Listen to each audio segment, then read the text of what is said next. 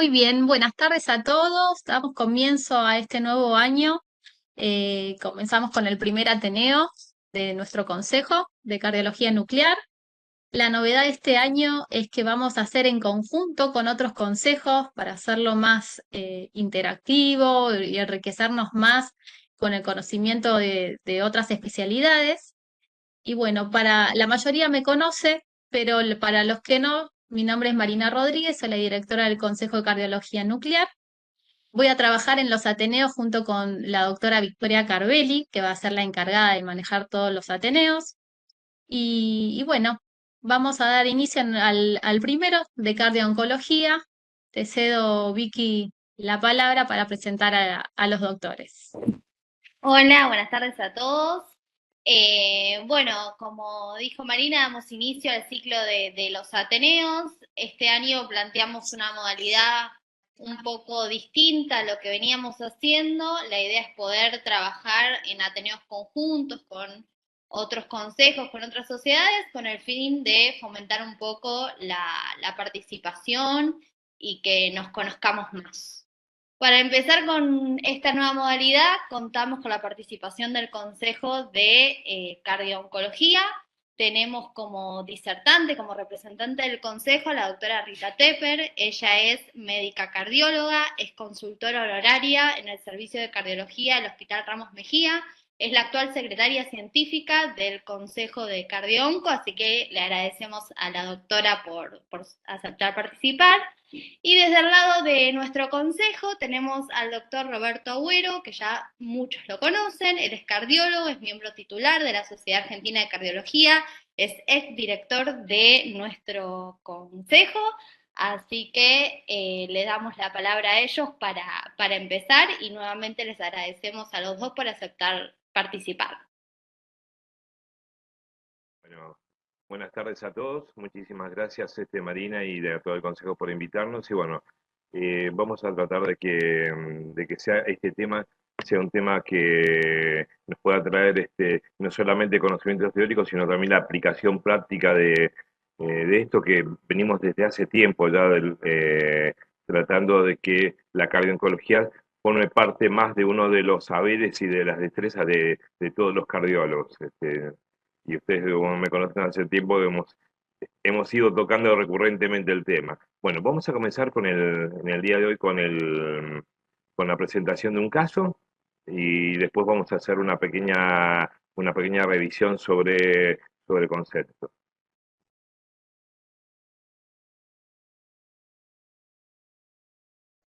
Bien, ¿pueden ver bien mi presentación ahí?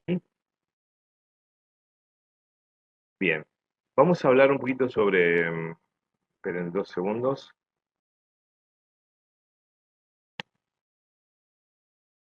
Que mostraron las presentaciones.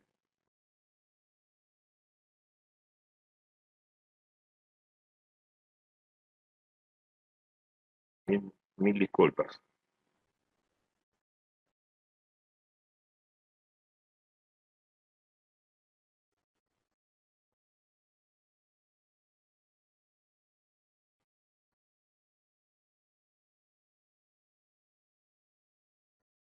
Ahí me pueden ver.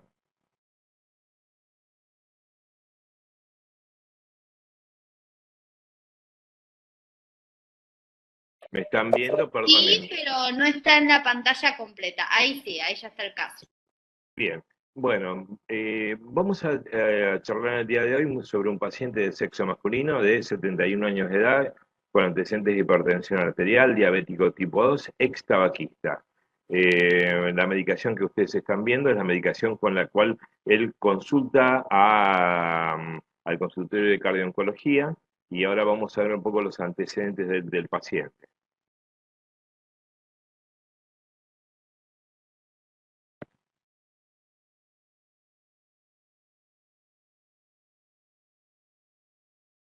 Estamos un poco con...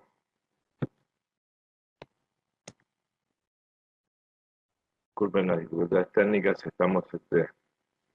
Bien, este paciente comienza alrededor del año 2011 con un cuadro de astenia, dinamia marcadas, En ese momento, en la evaluación clínica, le diagnostican un síndrome anémico, una anemia ferropénica, le hacen inicialmente estudios por gastroenterología con una videoendoscopía alta y una videocolonoscopía baja, que no encuentran lesiones. Se lo trata en ese momento, se trata el síndrome anémico, no pudiendo encontrar la causa real de la anemia. En el año 2016 vuelve a recorrer nuevamente con anemia, en este caso la videocolonoscopía y los estudios endoscópicos sí encuentran angiodisplasias en el ciego y comienza el tratamiento con plasma argón, con mejoría del cuadro de anemia. Y en el 2020, en un contexto que no queda muy claro, al parecer, porque el paciente persistía todavía, o sea, había mejorado la anemia parcialmente, pero persistía con el cuadro de astenia, como parte de un control le piden un ecocardiograma. Y en ese ecocardiograma de 2020 encuentran que el paciente tenía dilatación de cavidades, un diámetro diastólico del BI de 67, una presión sistólica de arteria pulmonar de 40, con una aurícula moderadamente dilatada, una válvula aórtica tricúspide con una apertura conservada, una IM moderada que presionaba secundaria a la dilatación de cavidades, hipoquinesia global y una fracción de eyección del 30%. En ese contexto, con el antecedente de que el paciente era hipertenso, al parecer el cardiólogo lo interpretó como que estaba todo en el contexto de esa hipertensión. El tema es que el paciente se le da tratamiento parcial para la hipertensión, la diabetes, no se le hacen más estudios, se le da tratamiento inicialmente con IECA y un beta bloqueante que el paciente no recordaba cuál, que después, por mejoría de los síntomas, discontinúa. Y en el año 2023 el paciente comienza con signos de insuficiencia cardíaca, un nuevo ecocardiograma, ya habían pasado 3 años, tiene un diámetro diastólico de 68, un septum de 14, una aurícula de 48 con un área de 32, en este caso ya tenía una estenosis aórtica leve con un área de 1,54, persistía con la hipoquinesia global, de leve a moderada, pero había una regionalidad, había una quinesia inferoposterior con una función sistólica severamente disminuida. Finalmente, en el año 2024, estos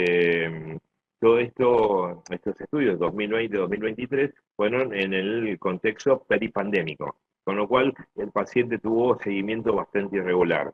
En el año 2024 tiene un episodio de dengue, en el cual el paciente ya venía presentando estos síntomas de astenia, dinamia, tuvo un episodio de ictericia con rotorragia, que los médicos que lo vieron, según refiere el paciente, lo interpretaron como en el contexto del dengue. Pero como la anemia se vuelve mucho más marcada, le vuelven a hacer un nuevo estudio endoscópico y en este caso encuentran una lesión y cuando biopsian esa lesión se encuentran con un diagnóstico de una adenoCA de colon infiltrante moderadamente diferenciado.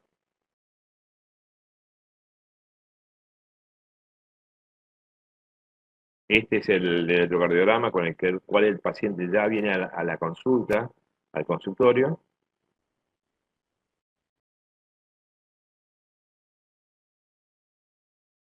Y estas son las secuencias de resonancia. Vamos a ver si en esta computadora logramos que funcione el... No, no estoy con una computadora vieja, no... Bueno, lo que iban a ver, seguramente iban a ver una hipoquinesia global a predominio inferoseptal e inferior, con volúmenes aumentados, con una función, confirmando el deterioro de la función sistólica, pero en este caso por resonancia del 25 ya de septiembre de 2024, de deterioro moderado, un septum con un espesor aumentado, predominio basal y medio, anteroceptal basal con un máximo de 20 milímetros, dilatación vía auricular, un T1 mapping prolongado, subjetivo de fibrosis intersticial difusa, con derrame pericárdico leve y realce tardío intramiocárdico en segmentos basales a predominios septales. El informe del médico de resonancia es que esto era compatible con una fibrosis de origen no isquémico necrótico, compatible con hallazgos de miocardiopatía hipertrófica simétrica no obstructiva en reposo en fase dilatada. De todas maneras, el paciente se le hace una cineconografía que no mostró lesiones significativas, por eso no mostramos las imágenes. Bueno, entonces, tiene una evaluación inicial por el servicio de insuficiencia cardíaca de una institución donde se comienza el tratamiento médico ajustado justamente para el cuadro de insuficiencia cardíaca y por alguna razón que no queda claro a pesar del informe de la resonancia, el médico que lo ve plantea como diagnóstico diferencial amiloidosis cardíaca. Mientras, en este contexto, el tratamiento para su cuadro oncológico progresa y en noviembre de 2024, casi 2 meses después ya del diagnóstico inicial, el paciente se le realiza una hemicolectomía derecha, justamente por este cáncer de colon infiltrante moderadamente diferenciado, y se plantea posteriormente a este procedimiento quirúrgico, comenzar con quimioterapia, con un tratamiento coadyuvante con capecitabina y oxiplatino, y por eso es derivado a cardiooncología, que es donde se lo evalúa inicialmente y se le instaura ese tratamiento que ustedes vieron al principio. Entonces, bueno, básicamente las preguntas que nos surgen frente a esto es eh, si el manejo que se realizó con este paciente fue el adecuado, cómo evaluamos a este perfil de pacientes que ya tenía factores de riesgo para enfermedad coronaria, pero bueno, tenía 100 lesiones coronarias, pero era un diabético, o sea, 100 lesiones coronarias epicárdicas.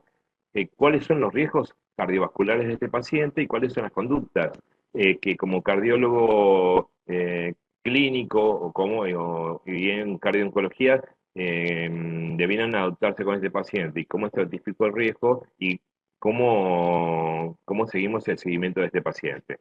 Bueno, en este punto vamos a parar y vamos a darle lugar a la doctora Tepper, que es nuestra referente del Consejo de Cardiooncología, para que justamente nos ilustre de cuál sería la visión desde la cardiooncología del manejo de este paciente.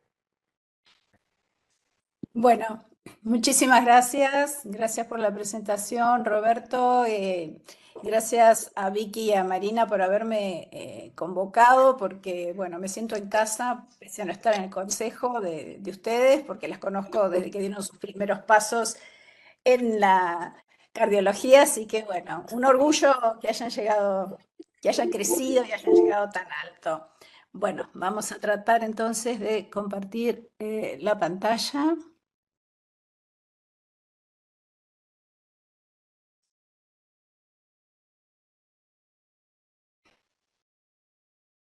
Bueno, ¿se ve?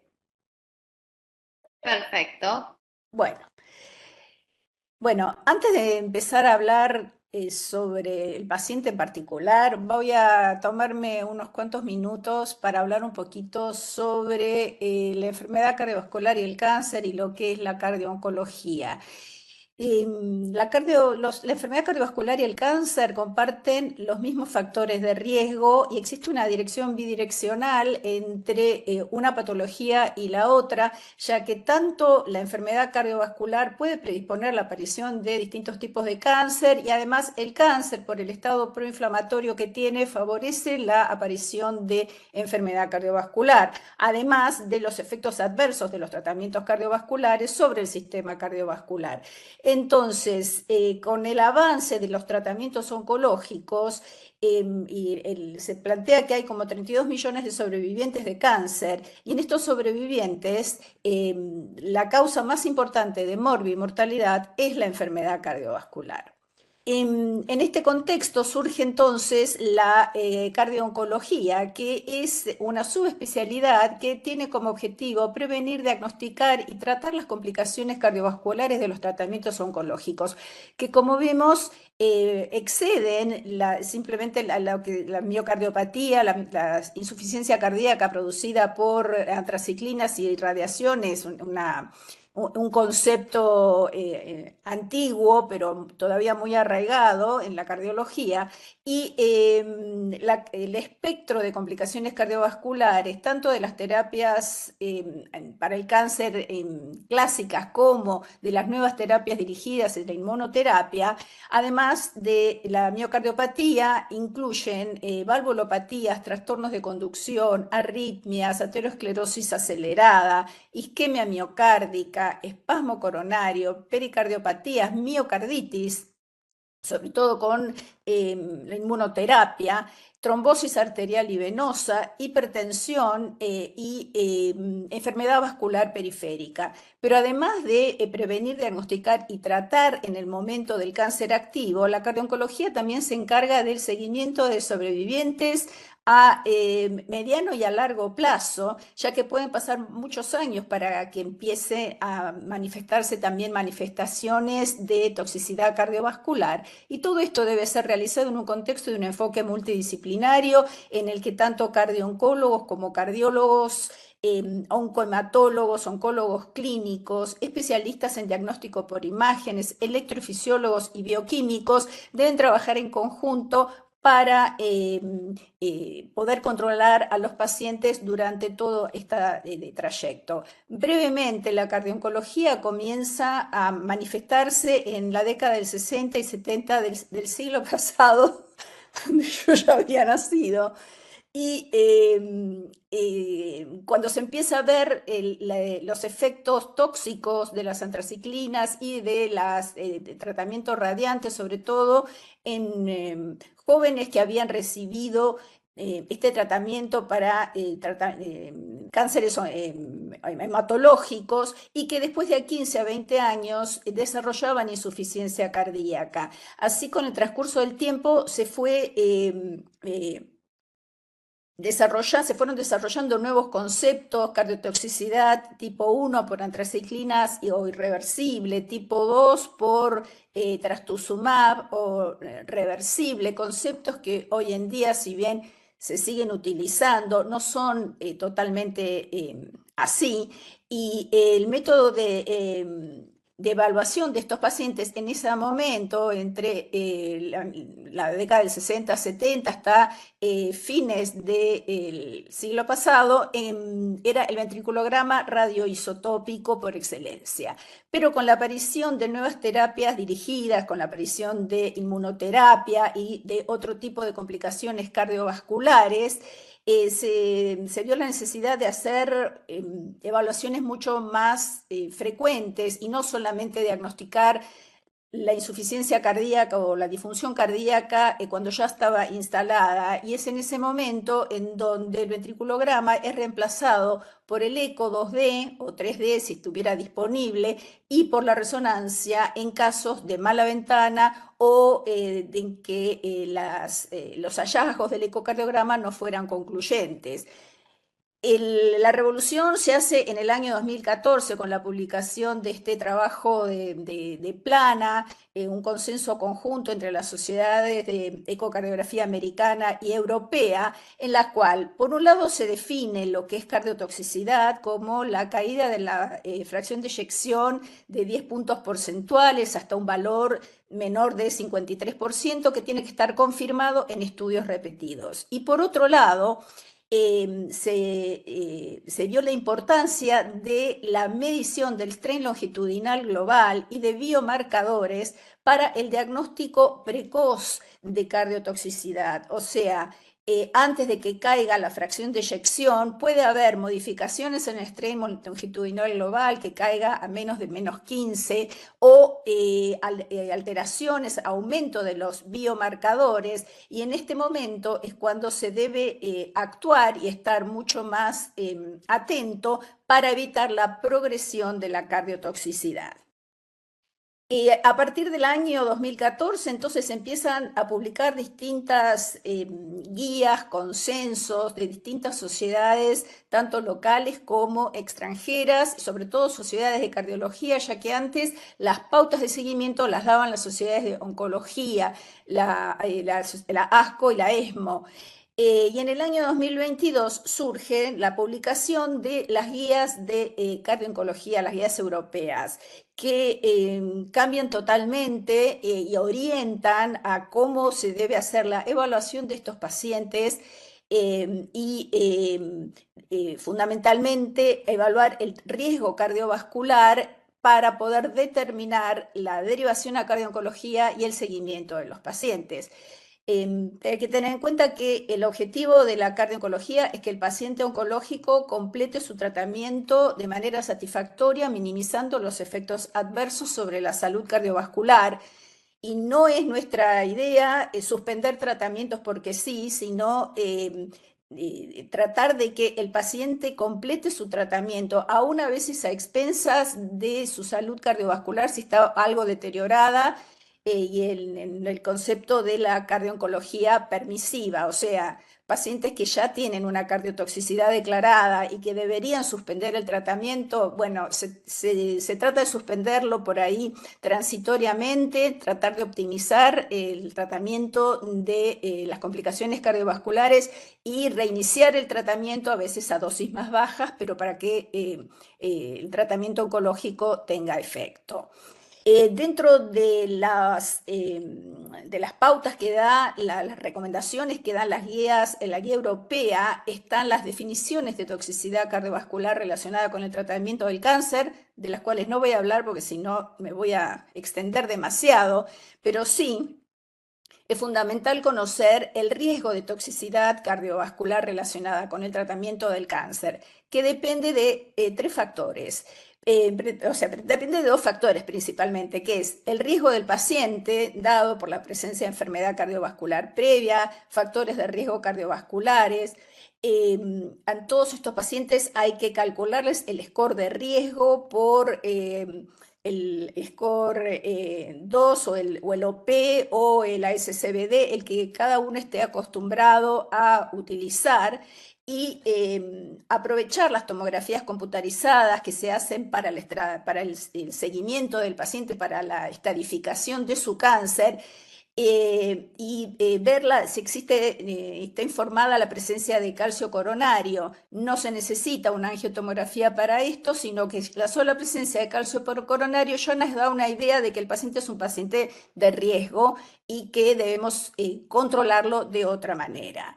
El riesgo del tratamiento depende de la complicación cardiovascular que el tratamiento oncológico tenga, y lo que aportó la guía europea es la utilización de la herramienta de estratificación de riesgo que se desarrolló en el año 2020 en Europa por la Heart Failure Association y la International Cardio-Oncology Society. Esta va a tomar distintos factores que vamos a ver más adelante y que van a clasificar a los pacientes en riesgo bajo, intermedio o alto o muy alto de toxicidad cardiovascular relacionada con el tratamiento del cáncer. Esta estratificación se hace antes del tratamiento, y cada vez que el paciente es evaluado hay que reestratificarlo para ver si ha cambiado su riesgo y si hay que tener otro tipo de intervención. Los pacientes de riesgo alto y muy alto son aquellos los que deben ser derivados para cardiología y deben tener un seguimiento muy estricto. Los de riesgo bajo pueden seguir con su control oncológico habitual, mientras que los de riesgo intermedio pueden derivarse a cardio-oncología o puede hacerse un seguimiento oncológico un poquito más intensivo y derivarlo a cardio-oncología cuando aparecen alteraciones. Entonces, conociendo esto, cuando un paciente llega al consultorio de cardio-oncología, hay que hacerle una historia clínica completa con examen físico y solicitarle a todos los pacientes un ecocardiograma, análisis de laboratorio que deben incluir un perfil lipídico, glucemia, hemoglobina glicosilada, función renal, hacerles casi a la mayoría en todos los casos prácticamente eco transtorácico, y si estuviera disponible biomarcadores. Y con los resultados de los análisis y del interrogatorio del paciente, vamos a tener que los factores de riesgo de toxicidad cardiovascular van a ser la edad, el sexo, los antecedentes familiares de cardiotoxicidad previa, la presencia de factores de riesgo cardiovasculares, el estilo de vida, las alteraciones de los estudios de laboratorio, los tratamientos cardiotóxicos previos y la enfermedad cardiovascular previa.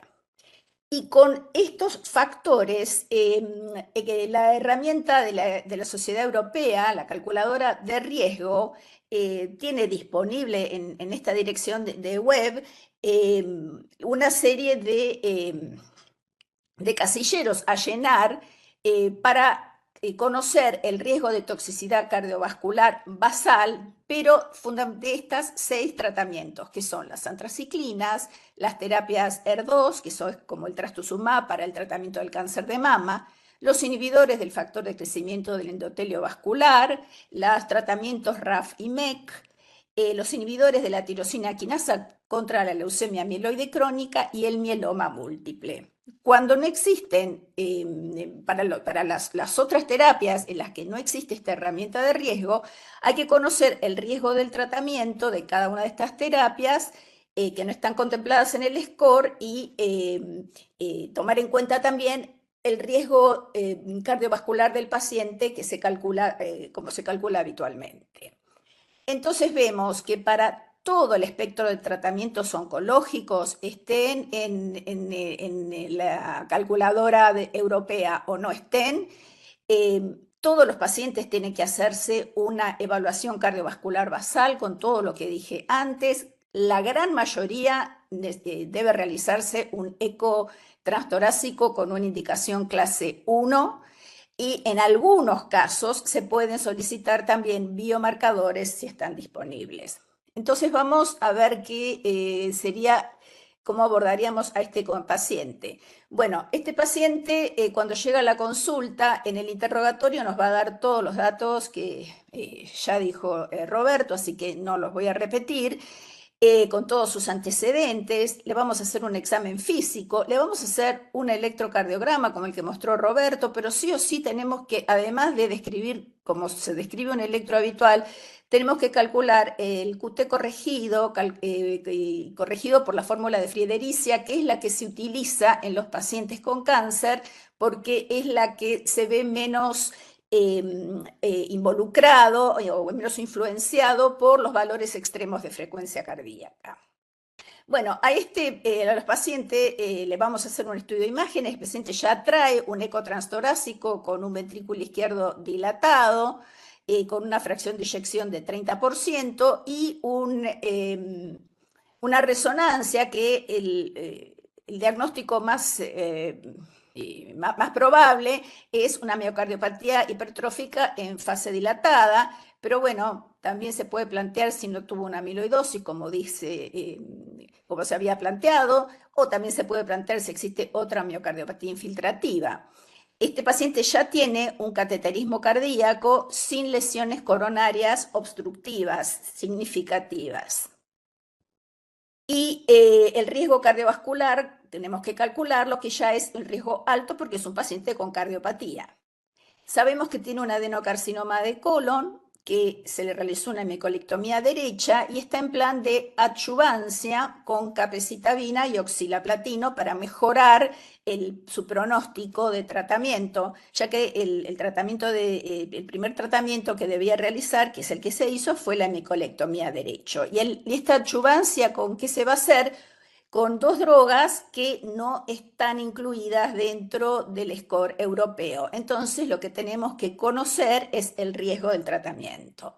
Rápidamente, la capecitabina forma parte de lo que se conocen como fluoropirimidinas, se administra por vía oral, lo que hace es inhibir la replicación de ADN y dentro de sus efectos adversos, el más frecuente, entre el 8 o el 10%, es la isquemia miocárdica producida por espasmo coronario. Con la particularidad que esto aparece a las 72 horas de la primera o de la segunda dosis, si es que aparece.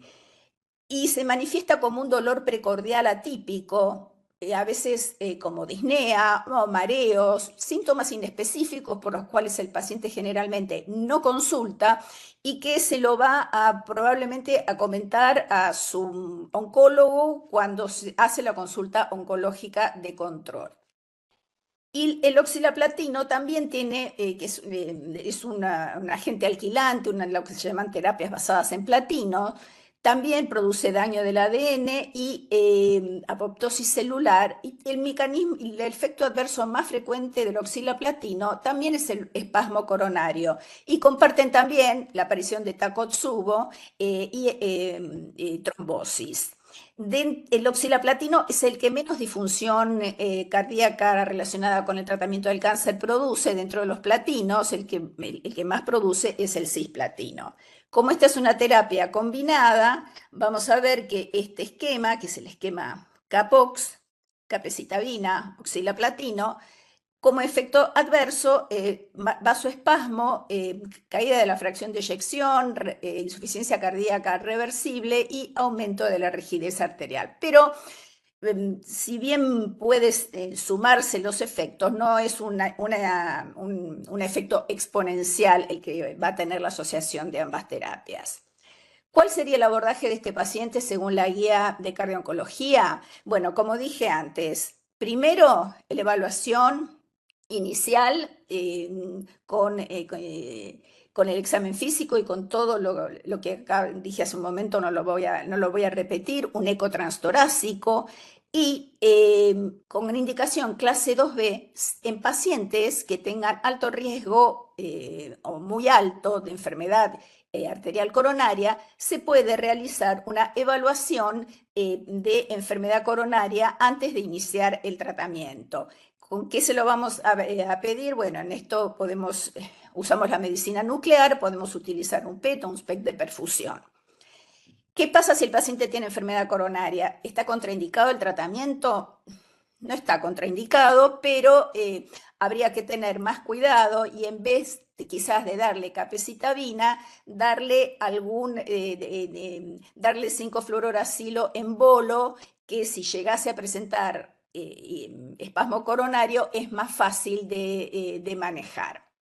Y aunque no esté en las guías, porque los pacientes no suelen estar en las guías, como este paciente tiene una fracción de eyección de 30%, se le podría pedir también biomarcadores basales por si llegase a presentar algún episodio para tener un valor de referencia. Por otro lado, las guías también dicen que hay que optimizar el control de factores de riesgo y el tratamiento de insuficiencia, el tratamiento de cardiopatía, que en este caso es la insuficiencia cardíaca. Y ya sabemos todos que lo que las guías recomiendan es el uso de los 4 fantásticos y este paciente estaba tomando losartán, se le podría pasar un ARNI o no, depende de si tolera o no su presión arterial, pero sí o sí debería recibir inhibidores SGLT2, porque está recontra demostrado que es lo que se debe administrar en una insuficiencia cardíaca con FEI reducida. Pero además del efecto de los ISGLT2 en la insuficiencia cardíaca, también tienen un efecto antineoplásico, ya que por su actuación sobre distintas vías producen inhibición de la inhibición de glucosa, por lo tanto la célula cancerosa no se nutre tanto, hay una disminución de la migración celular, de la proliferación celular y de la apoptosis de las células neoplásicas.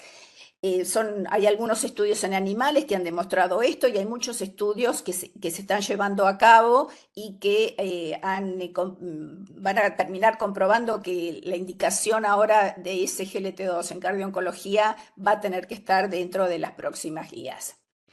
Para ir terminando, ¿qué estrategias multimodales tenemos en cardio-oncología y aplicándolas también en este paciente? Bueno, el método de primera línea, el ecocardiograma, tridimensional si está disponible, si no bidimensional, ver, además de la fracción de eyección, cambios en el tren longitudinal global, si el paciente tiene mala ventana o existen algunas dudas en cuanto a al informe del eco, la resonancia magnética, para ver la caracterización tisular, además de ver la fracción de eyección, descartar la presencia de miocarditis y diferenciar fibrosis. La tomografía computarizada, fundamentalmente la angiotomografía, si llegase a este paciente a presentar espasmo coronario, estaría indicada también para ver la presencia de enfermedad coronaria obstructiva. Y las imágenes de medicina nuclear, como dije antes, SPECT/PEC de perfusión para evaluación de cardiopatía isquémica antes de comenzar el tratamiento.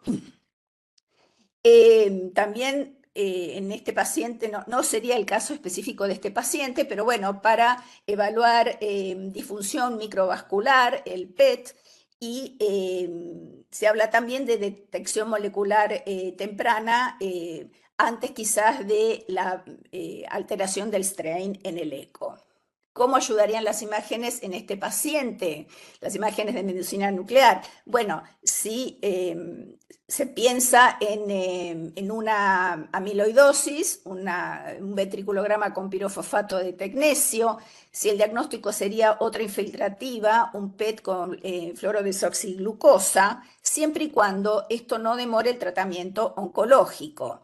Y si desarrollase dolor torácico, como dije antes, durante el tratamiento, en ausencia de un síndrome coronario agudo, o sea, si no tiene si no tiene supradesnivel del ST, ni elevación de troponinas, un PET o un SPECT de perfusión miocárdica, para ver si ha tenido también desarrollo de enfermedad coronaria obstructiva entre que se hizo la coronografía previa y el tratamiento.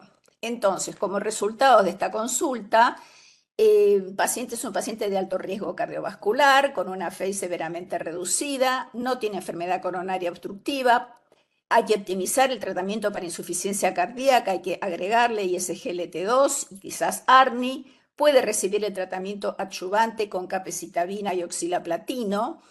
Se solicitan biomarcadores antes del primer ciclo como referencia, evaluar de manera multidisciplinaria la necesidad de realizar estudios para el diagnóstico etiológico de su cardiopatía, siempre y cuando no prolongue el tratamiento, o sea, no dilate el tratamiento oncológico, y fundamentalmente informarle al paciente que ante la aparición de síntomas como dolor precordial o disnea dentro de las 72 horas, del primer o segundo ciclo, debe consultar sin demora.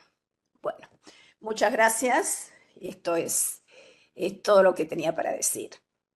Bueno, excelente, doctora. Muy clara la presentación. Y bueno, hay ya cosas que me ahorró de mi presentación. Vamos a ir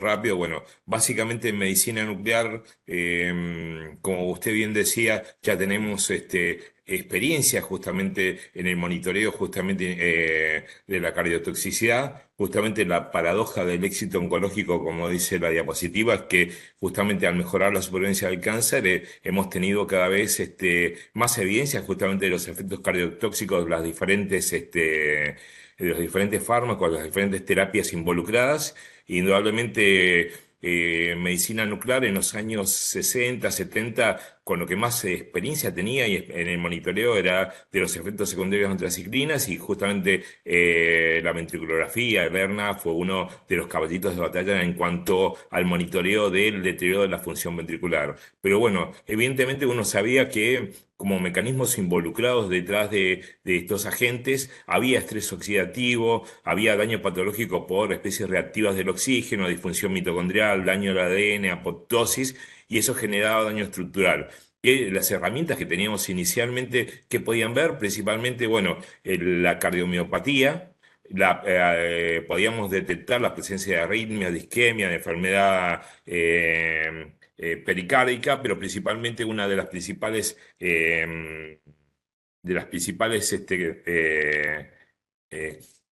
los principales elementos que se evidenciaba del deterioro de la función ventricular. En este nuevo mundo sabemos que aparte, en la medida que se ha ido complejizando el tratamiento para el cáncer y han aparecido nuevas herramientas, tanto de quimioterapia como otros tipos de terapéuticas, han aparecido nuevos mecanismos también, como bien decía la doctora, que no solamente actúan sobre el deterioro de la función ventricular, sino también causan vasoespasmos, arritmias, alteraciones de la presión arterial. Son mecanismos que muchas veces en un mismo tratamiento se combinan dos o tres mecanismos y varios efectos sobre el sistema cardiovascular. Por ejemplo, en este caso, en la inmunoterapia, el uso de inhibidores de punto de control pueden causar alteraciones de la inmunidad cardíaca. La fracción de eyección puede conservarse relativamente normal, pero con pacientes cruzando miocarditis severa y con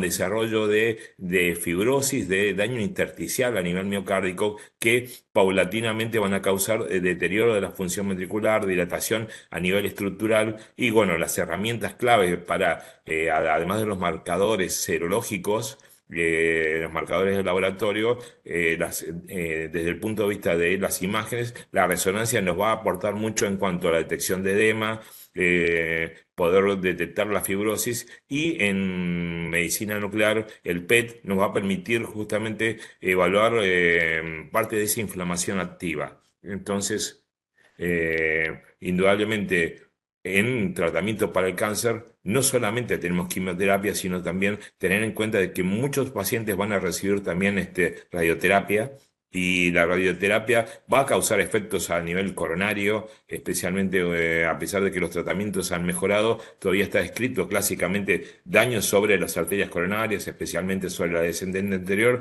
cada vez menos frecuentes, pero que todavía existen, y uno sabe que hay poblaciones de riesgo para esto, como pacientes jóvenes con dosis mayores a 30 grays y que no tengan la protección adecuada. Y en este caso, justamente, aparte de la expresión de síndrome coronario agudo, a veces estos pacientes pueden desarrollar defectos de perfusión que no tienen que ver con enfermedad coronaria en sí, y pueden presentar isquemia, desarrollo de fibrosis. Y entonces tanto los estudios de perfusión miocárdica, el SPECT como el PET, pueden ayudar en cuanto no solamente a la detección de los defectos de perfusión, sino también evaluando datos como la reducción de la reserva del flujo coronario por el daño microvascular. En este sentido, en radioterapia, la medicina nuclear puede empezar también a hacer algunos aportes.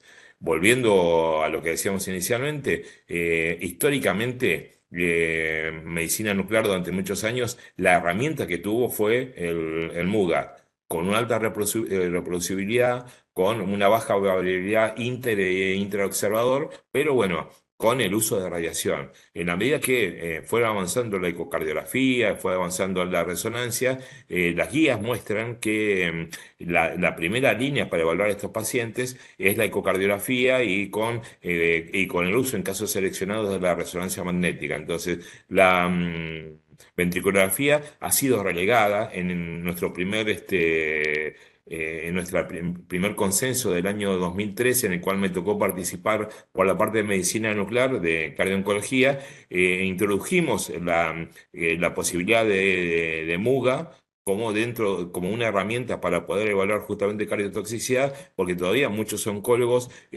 confiaban mucho más en la ventriculografía que en el ecocardiograma, a pesar de que el ecocardiograma ya justamente mostraba todas estas ventajas. En las guías actuales, prácticamente el MUGA está reservado para casos en los cuales hay mala ventana, o no hay o hay resultados discordantes en el ecocardiograma, y no tiene un valor significativo en cuanto a la evaluación y el seguimiento de los pacientes. Pero bueno, sigue siendo en algunos casos una herramienta muy confiable, de alta reproducibilidad, pero que en la práctica actual no es una de las primeras líneas para uso en estos pacientes. Indudablemente que, como dijimos, el ecocardiograma que se puede hacer hasta bedside con herramientas que no solamente nos muestran anatomía, sino que nos muestran también datos sobre función valvular, y con datos como el stream longitudinal nos van a permitir justamente tener un umbral de alerta para predecir caídas relativas justamente de la deformación miocárdica, y que tienen un valor pronóstico que nos van a permitir monitorear el tratamiento y guiar muchas veces la terapia cardioprotectora. Entonces, en este sentido, el ecocardiograma, como decíamos en las guías, es la primera línea para poder monitorear y seguir estos pacientes. Indudablemente, de acuerdo al tipo de tratamiento que vayamos a utilizar, también, como bien decía la doctora, uno va a tener, de acuerdo a las diferentes guías, la guía americana, la guía europea, uno va a tener algoritmos, va a tener, de acuerdo al tipo de tratamiento, tanto en esta evaluación bidimensional, no solamente el riesgo del tratamiento, sino el riesgo del paciente, va a haber sugerencias de cuáles son las primeras líneas de uso de cada una de estas modalidades para poder hacer la evaluación inicial del paciente, hacer el monitoreo intra y post tratamiento, junto con marcadores de laboratorio como troponinas o ProNP en el seguimiento longitudinal del paciente. Entonces, esto sería, bueno, el algoritmo ideal de vigilancia. Una de las cosas, uno de los problemas que nos encontramos, los que nos dedicamos a cardio-oncología o nos hemos involucrado en el seguimiento de estos pacientes, es que muchas veces los pacientes ya nos vienen con el tratamiento instaurado o ya con consecuencias del tratamiento, con lo cual la evaluación inicial, el dato inicial de la función ventricular, del strain y de marcadores iniciales de troponinas o proBNP en pacientes de moderado a alto riesgo no lo tenemos. Ya nos encontramos con pacientes que presentan cierto grado de deterioro, que muchas veces no han sido evaluados clínicamente de forma adecuada, y por lo tanto uno tiene que recabar en ese momento todos los factores de riesgo del paciente y tratar de identificar exactamente si lo que estamos viendo tiene que ver con su tratamiento oncológico o con una enfermedad cardiovascular que ya venía preexistente y que en este contexto se acentuó, o si es una mezcla de ambas. Entonces, indudablemente las guías nos van a guiar hacia un mundo ideal, pero muchas veces el mundo en la práctica clínica que tenemos no es ideal. Entonces uno va a tratar a estos pacientes como puede. Si usted vieron en la presentación del caso clínico, la evolución de este paciente fue larga. Este paciente progresivamente, ya desde el 2020, antes del 2020, venía teniendo un deterioro de la función ventricular. Tengamos en cuenta la pandemia, pero indudablemente este paciente no tuvo una evaluación a fondo, y se permitió que desde el punto de vista cardiovascular este paciente fuera deteriorando cada vez más y llegara ya a un punto final de una miocardiopatía en la cual avanzada, con un deterioro severo de la función ventricular, que recién en los últimos 2 años tuvo una evaluación mucho más intensiva y se empezaron a instaurar los tratamientos en forma adecuada. Con lo cual este paciente llegó al evento oncológico de la peor forma posible. Entonces, indudablemente que desde la medicina nuclear nosotros tenemos inicialmente un pasado que reaccionaba frente al evento, o sea, detectando el deterioro de la función, tratando y ayudando a hacer el diagnóstico y tratando la insuficiencia cardíaca. Pero bueno, es todo lo que tenemos. Solamente tenemos que monitorear si el paciente hace o no el deterioro. ¿Podemos tener alguna herramienta que nos permita, además de predecir, monitorear tempranamente el daño? Bueno, justamente en ese sentido, quizás la medicina nuclear, más que monitorear el incendio y las secuelas del incendio, pueda empezar a ver justamente cómo es un método metabólico, más que un método de imagen. Es un método metabólico, nos permite entender parte de la fisiopatología del daño que sufren los pacientes por el tratamiento para el cáncer, y especialmente justamente el daño producido por antraciclinas y las especies reactivas de oxígeno. Quizás es uno de los modelos que más conocemos, y quizás nos da la oportunidad desde el punto de vista de la medicina nuclear para entender qué le pasa a estos pacientes y poder detectar inicialmente daño o predictores de daño que puedan ayudar a que tempranamente podamos tratar y manejar estos pacientes en una forma más preventiva, ir adelantándonos un poco al daño, evitar que esto sea una crónica de una muerte anunciada. Perdón, no es la idea no es que los pacientes mueran, sino que reciban el tratamiento en forma completa, lleguen al final del tratamiento y que podamos ayudar para que se curen del cáncer y no queden con secuelas cardiovasculares de ningún tipo, o si las tienen, que no sean significativas. Bueno, entonces, uno de los modelos es justamente las antraciclinas. Y las antraciclinas, a través de este mecanismo de radicales libres y otros, nos van a permitir justamente ver determinadas cosas. Por un lado, sabemos que son fármacos muy efectivos, que van a producir cambios metabólicos, que van a ser muy efectivos en cuanto a tratamiento oncológico, pero que indudablemente van a tener un impacto cardiovascular significativo. Entonces, si nosotros esperamos ya la falla funcional, la caída de la fracción de eyección, estamos llegando tarde, porque muchas veces en estos casos, este tipo de toxicidad que en el modelo clásico se clasificaba como tipo 1, irreversible, ya va a estar instalada y estos pacientes ya van a quedar con un grado de deterioro de la función ventricular, van a desarrollar insuficiencia cardíaca y que en el contexto de comorbilidades la evolución va a ser mucho más tórpida. Perdón, se fue para atrás. Entonces, en este sentido, ya hay datos datos de investigación preclínica, en lo cual justamente utilizando un modelo de murino, un modelo de ratones, se les realizaron aplicaciones de doxorubicina y una de las cosas que pudieron ver en estos pacientes en los cuales se les administraba, estos pacientes animales, se les administraba dosis de doxorubicina y se los seguía con PET, encontraron hallazgos en cuanto a la alteración metabólica que se producía a nivel cardiovascular en respuesta a la doxorubicina. Y una de las cosas que se veían es que había una captación, un aumento progresivo de la captación de la glucosa, de la FDG, ya desde el inicio hasta el fin de la terapia. Y este estrés metabólico se mantenía elevado incluso 6 meses después del tratamiento. Y era mostrando que justamente el efecto deleterio sobre el miocardio no solamente era sobre intratratamiento, sino que persistía a largo plazo. Cuando uno esperaba que justamente este corazón con captación alta, que ya implicaba una adaptación fisiológica, fuera un marcador justamente claro de desarrollo de cardiotoxicidad, y se pasó a un modelo en pacientes, en seres humanos, se encontraron algunos datos que fueron sorpresivos. Encontraron que los pacientes, la mayoría de los pacientes justamente frente al tratamiento con antraciclinas, desarrollaban esta adaptación fisiológica de aumentar la captación de glucosa, empezaban a aumentar el SV, pero había una subpoblación de pacientes que tenía inicialmente en PET, sin preparación cardiológica, preparaciones,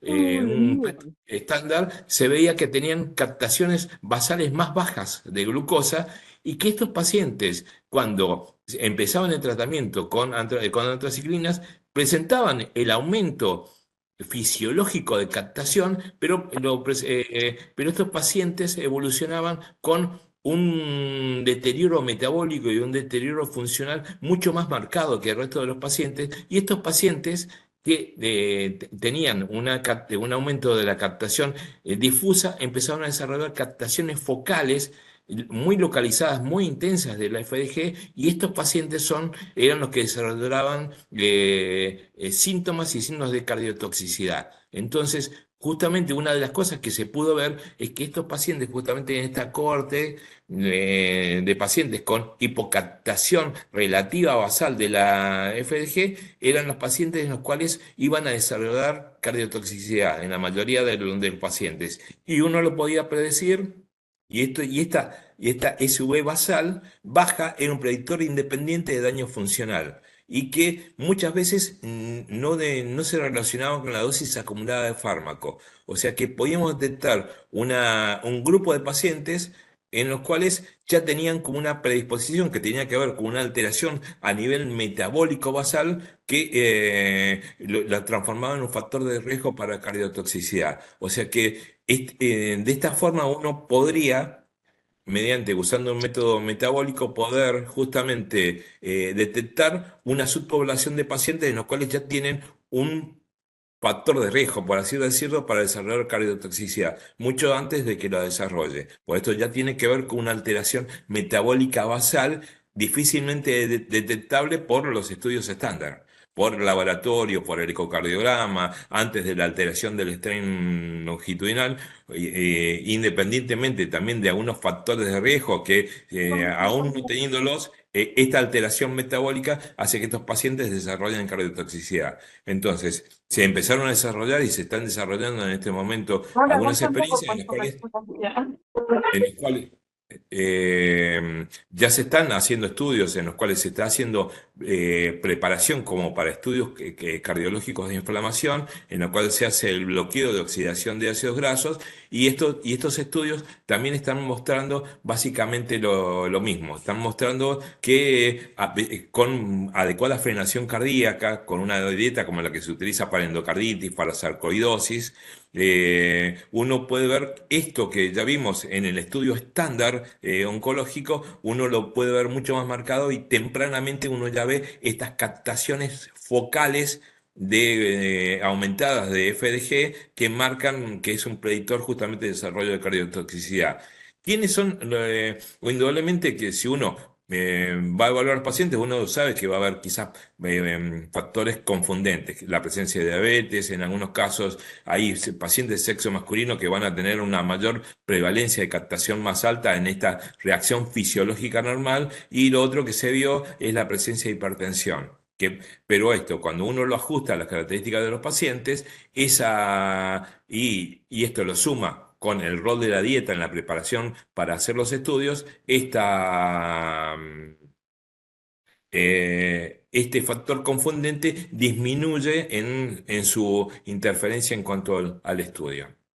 En 2 segunditos que por alguna razón dejó de pasar. Entonces, una de las principales cosas que tenemos que ver es que quizás hemos encontrado una herramienta que nos permita adelantarnos en el tiempo al desarrollo de cardiotoxicidad. Estamos encontrando una forma de poder detectar el antes una población de pacientes que eventualmente pueden ser pacientes que justamente desarrollen cardiotoxicidad y que no lo podemos detectar con de otra forma que no sea utilizando justamente este método metabólico. Esto que les estoy mostrando son diferentes patrones metabólicos, y uno sabe que el patrón metabólico de captación patológica aumentada regional es el que más se va a asociar con desarrollo justamente de cardiotoxicidad. Entonces, quizás, y esto es una propuesta, quizás en un futuro, en la medida que tengamos mayor evidencia, quizás el PET debiera sumarse no solamente por su capacidad para detectar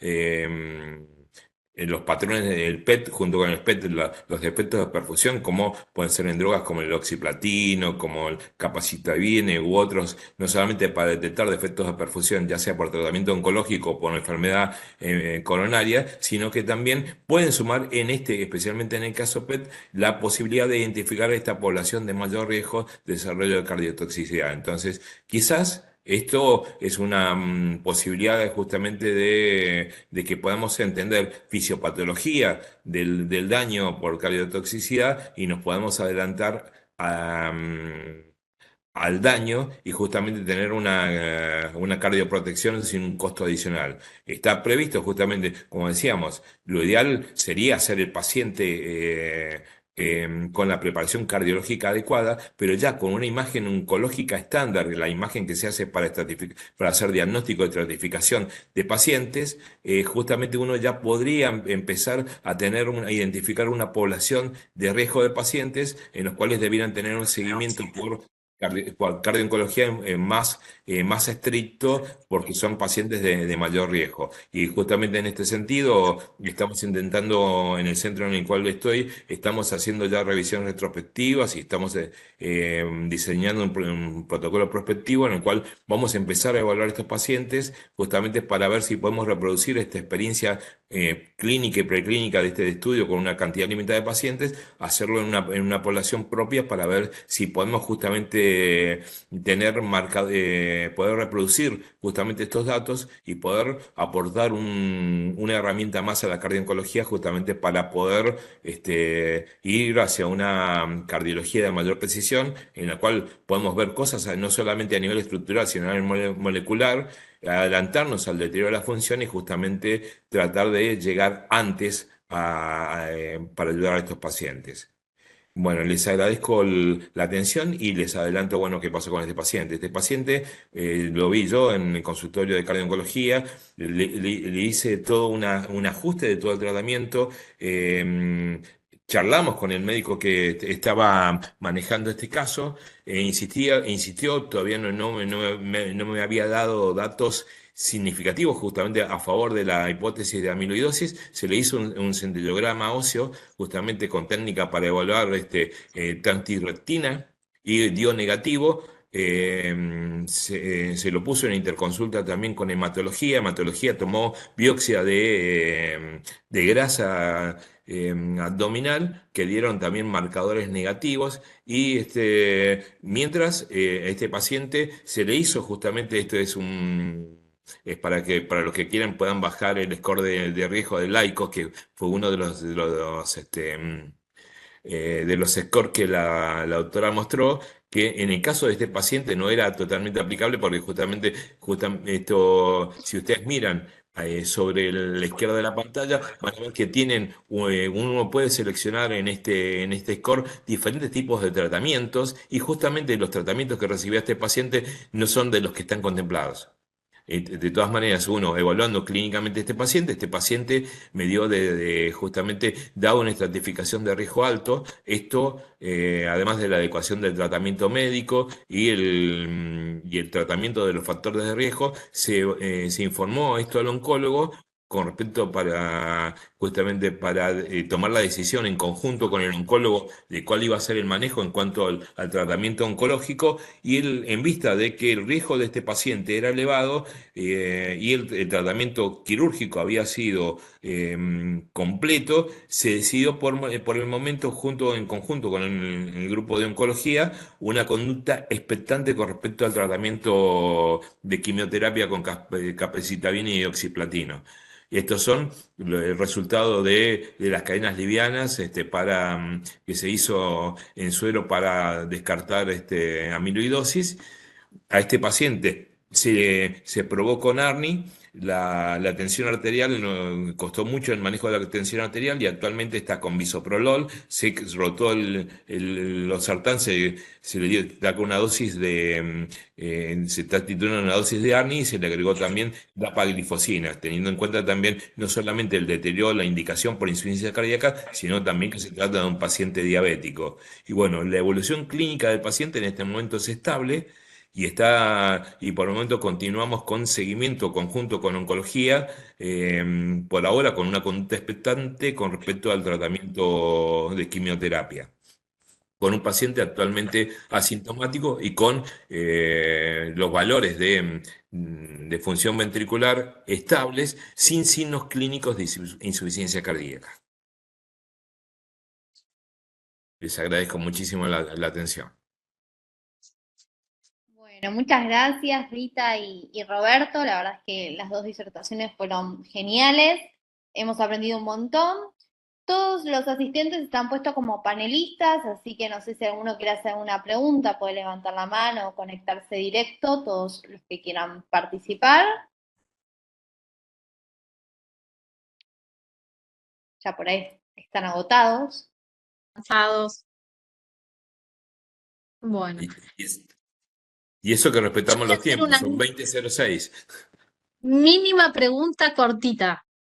¿Cada cuánto está indicado realizarles los controles básicos, no, quizás no hablo de medicina nuclear, sino eco y los marcadores en un paciente en tratamiento oncológico. Bueno, va a Al depender. principio, Sí, primero, como dije antes, va a depender del riesgo del paciente y de qué medicación está utilizando. Como sabemos, o sea, las que más cardiotoxicidad provocan es la combinación antraciclinas seguida por trastuzumab en las pacientes que están haciendo tratamiento por cáncer de mama. Lo que se indica es, o sea, es un tratamiento secuencial. Las antraciclinas hay que hacer primero la evaluación basal con un eco basal. Se puede y se indica un eco al año de tratamiento. En los pacientes de riesgo alto y muy alto se puede hacer un eco basal con o sin biomarcadores a los 3 y a los 6 meses para estar más seguros. Y cuando la paciente va a desarrollar, perdón, va a recibir trastuzumab, que es un tratamiento que lleva casi un año. Si la paciente recibió antraciclinas previas, que le aumenta el riesgo, o por otras causas tiene riesgo alto, se sugiere realizar en estas pacientes un eco cada 2 o 3 ciclos, con o sin biomarcadores. Pero después para cada uno de los tratamientos va a depender del tipo de tratamiento. de cada paciente. Claro. Bien, Nosotros nos tenemos que gracias. fijar habitualmente en las guías, porque uno no se acuerda de memoria absolutamente todo. Obvio. Entonces siempre hay que fijarse en la guía. Eso Ay, sumando lo que decía Rita, justamente uno siempre tiene machete. Ahora nosotros tenemos un grupo enorme, ya de cada vez de mayor cantidad de cardioncólogos, cosa que es excelente. Pero aún así, por ejemplo, las guías europeas en el sentido son muy amigables. Uno va a buscar y ahí hay tablas en las cuales, de acuerdo al riesgo del paciente, de acuerdo al tipo de tratamiento, uno va a tener algoritmos en los cuales dicen, este paciente está de tal riesgo, seguimiento con ecocardiograma cada tanto tiempo, si usa troponina, si usas Provenit P, y te va marcando momento a momento cómo lo seguís, y te dan la de seguimiento a largo plazo. Así que está bueno porque es muy instructivo, muy instructivo. ahí tenemos una pregunta, una mano levantada de la doctora Silvana Mettini. Hola, buenas noches. Bueno, estoy de guardia, como podrán ver. Bueno, antes que nada, felicitaciones, las exposiciones, la verdad que increíbles. Yo tengo 20 años ya haciendo cardiología, tengo 15, 14 haciendo insuficiencia cardíaca, 6 haciendo cardionco y 2 podríamos decir haciendo medicina nuclear. Y la verdad es que cómo encararon cada una de las partes fue espectacular, así que de nuevo felicitaciones. Gracias. Pregunta para medicina nuclear. ¿Cómo podemos pedir específicamente estos estudios de PET o de medicina nuclear de SPECT, en donde necesitamos evaluar no solamente fracción de eyección, que de última fracción de eyección yo lo puedo obtener por otros métodos, sino esto de la reserva de flujo, de estos otros parámetros que me pueden dar como porque una de las cosas que aprendí haciendo medicina nuclear es que los que no hacen medicina nuclear desconocen un montón de avances que hay dentro de las técnicas de medicina nuclear. Entonces, ¿cómo pedir? ¿Cómo se puede? O sea, ¿qué tengo que poner puntualmente en la orden y cómo puedo sugerirle yo a mi amigo cardiólogo general que pida, o al hematólogo incluso, que me ayude pidiendo ya el estudio hasta que yo lo pueda ver, para poder simplificar esto? Y segunda pregunta para la doctora Tepper, ¿qué impacto cree usted que tiene lo que es ejercicio físico en estos pacientes? Yo estoy en el Hospital Churruca y bueno, desde hace un par de años que como que agarré la bandera de la cardio-oncología, de la cual me enamoro cada vez más, y lo que yo veo, no tengo números estadísticos, es que esos pacientes que a pesar de los tratamientos quimioterápicos y radioterápicos pueden hacer algo dentro de lo que es el esquema de rehabilitación cardiovascular, no importa si es un plan de rehabilitación o por lo menos una caminata, tienen mejor tolerancia, mejor respuesta, eso les permite por ahí tener mejor aceptación de lo que son los fármacos. Digamos, esto es muy parecido al paciente que tiene insuficiencia cardíaca, el que hace rehabilitación tolera mejor el tratamiento y entonces lógicamente tiene como mejor pronóstico, mejor calidad de vida por lo menos. Entonces, ¿qué lugar ocuparía? Porque me da la sensación de que no le estamos dando todavía la importancia a la rehabilitación que le deberíamos dar. Y de nuevo, felicitaciones porque me encantaron las charlas. Bueno, gracias, Silvana. Bueno, en principio, bueno, pongamos contexto. En un mundo ideal, uno, desde el punto de vista de la cardiología nuclear, como te decía, muchos de estos pacientes ya vienen ya con etapas quemadas. Entonces ya te vienen, no tenés la evaluación basal, no tenés un parámetro de referencia de basal. Entonces uno va a tener que hacer varias cosas simultáneamente. Hacer diagnóstico de otras patologías asociadas, y la enfermedad coronaria es una de las más frecuentes. Entonces los estudios de medicina nuclear te van a permitir hacer, por un lado, detectar si tiene o no tiene presencia de alteraciones en la perfusión. Te van a dar datos de función ventricular, de volúmenes, con lo cual vos ya vas a tener una primera aproximación también a la función y si el paciente tiene algún tipo de miocardiopatía. Y en la actualidad, uno tiene la posibilidad de evaluar, por ejemplo, disfunción microvascular, reserva coronaria, lo puedes evaluar con el método clásico y es el método de referencia, que es el PET.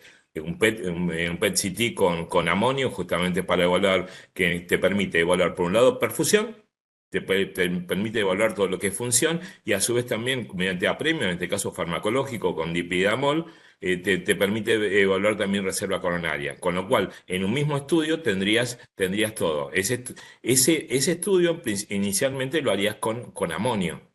Pero también en este momento ya tenemos tecnología disponible en nuestro país, como con los nuevos DSPET, con cabezales de estado sólido, con los cuales con Tecnesio 99 Sextamidi también ya podés evaluar reserva coronaria. ¿No? Y vas a tener también los otros datos también de perfusión y de función ventricular. Entonces, ya desde el punto de vista de medicina nuclear, podrías hacer diagnóstico diferencial de otras patologías, podrías tener datos de función ventricular y datos justamente que ayuden a evaluar si ese paciente tiene o no algún deterioro metabólico.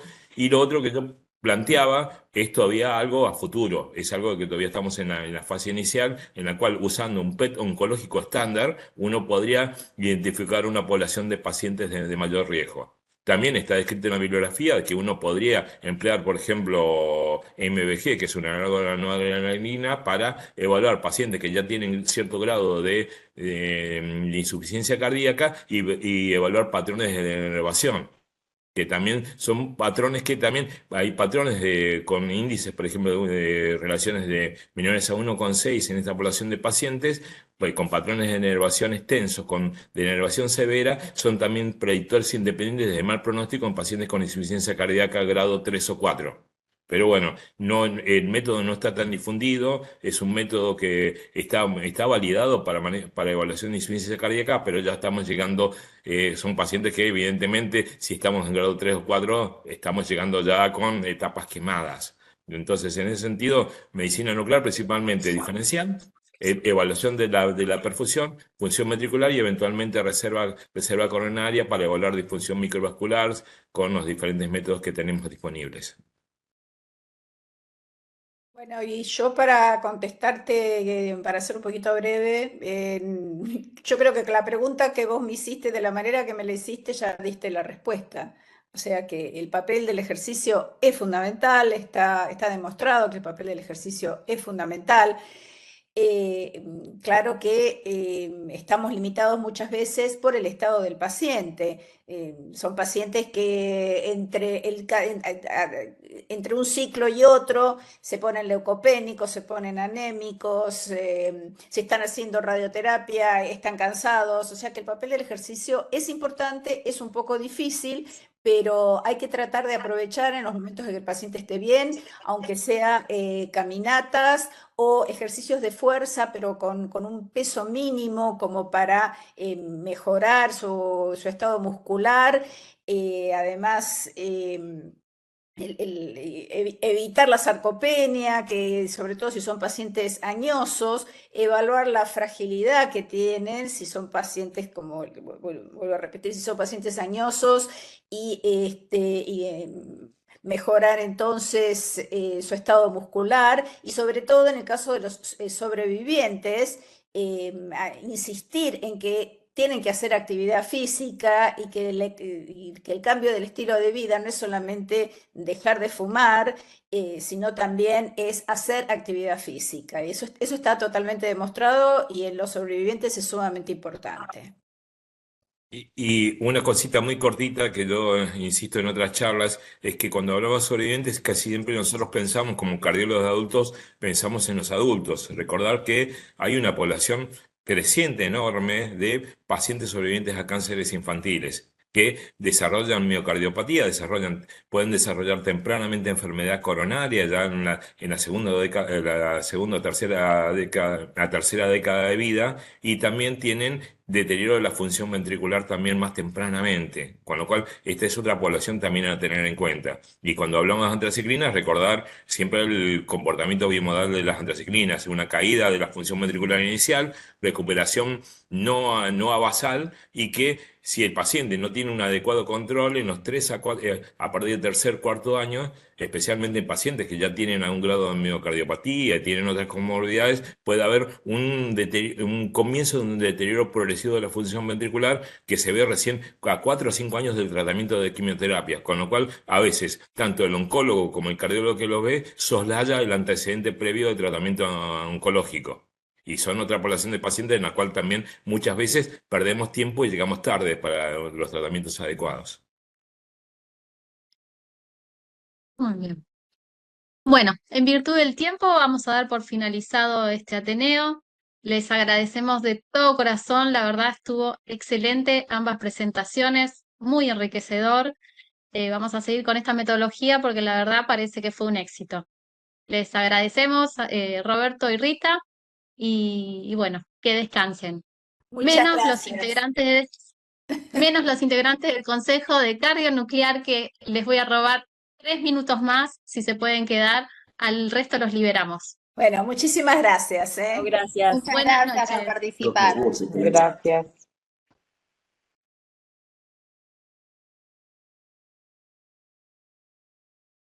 Bueno, no me odien. Son 2 segundos. A ver, les voy a compartir 3 diapositivas. ¿Qué es lo que vamos a hacer este año? A ver si puedo. A ver.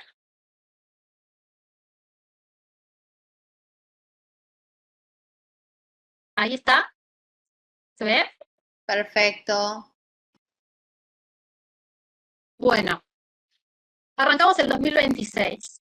¿Sí? La idea es continuar como venimos hasta ahora, que venimos perfecto, trabajando en equipo.